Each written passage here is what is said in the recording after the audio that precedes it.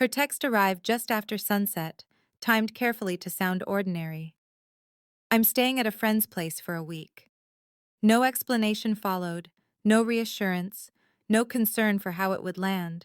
I stared at the message while the house hummed quietly around me, every familiar sound suddenly sharper. For months, something had felt wrong. Missed calls, distracted conversations, an emotional distance she dismissed as stress. That text didn't shock me. It confirmed what I had been avoiding. I didn't reply. I placed the phone on the table and finished my meal alone, moving through the evening with a calm that surprised me. Silence wasn't confusion. It was recognition.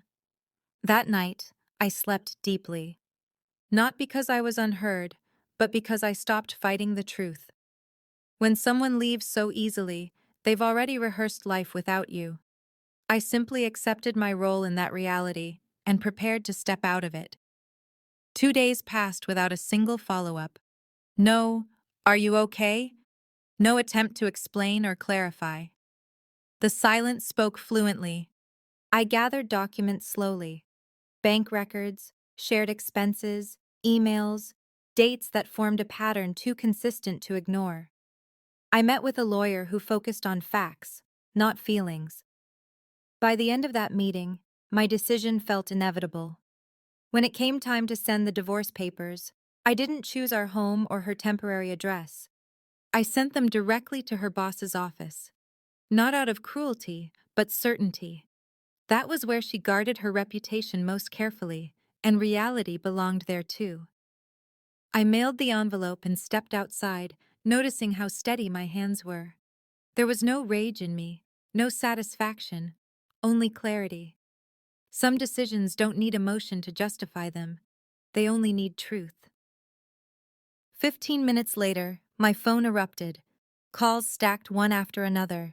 10, 20, then 54 missed calls lighting up the screen. I didn't answer. I watched the phone vibrate, then fall silent again and again. Finally, a message came through. Please don't do this. 3 words, heavy with panic and disbelief. I didn't respond. Regret often arrives when consequences become real, not when choices are made. I went for a walk, letting the city move around me, realizing how long I'd lived translating uncertainty into hope. She had asked for space. I gave her permanence. Silence wasn't punishment. It was boundary. For the first time in years, I felt grounded, as if my life had stopped swaying according to someone else's decisions. I didn't feel victorious. I felt finished, and that was enough. The fallout moved quickly. Questions surfaced at her workplace. Meetings were delayed. Whispers replaced confidence. Friends called me, unsure which side to stand on, expecting anger or collapse. I offered facts without emotion and ended conversations early. Truth doesn't need performance. She sent messages now, long ones, apologies layered with promises, explanations shaped by fear rather than accountability. Each message asked for a conversation, as if talking could repair years of distance and dismissal. I stayed silent. Silence wasn't avoidance, it was resolve.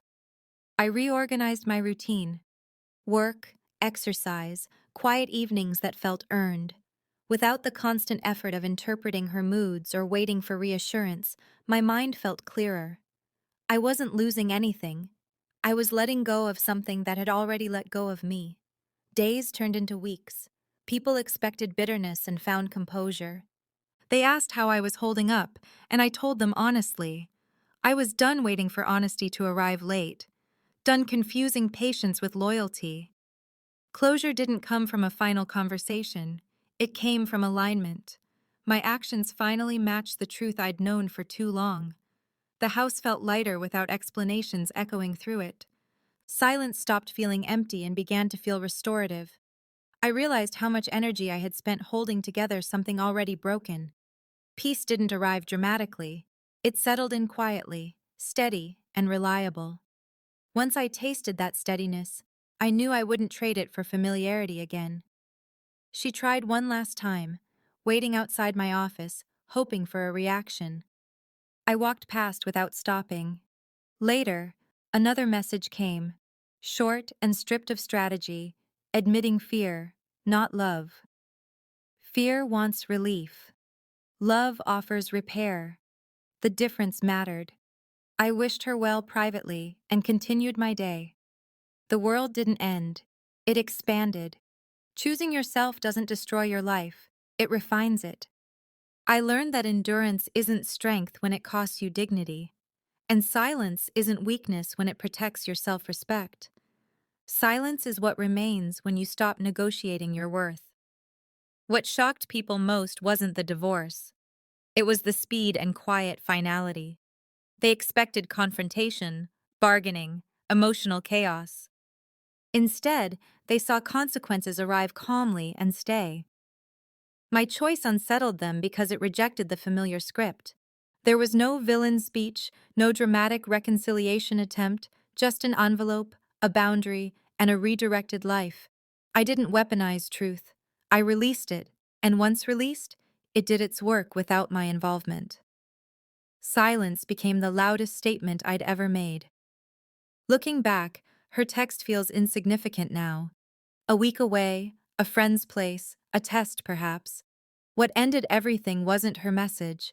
It was my response, or rather my refusal to respond.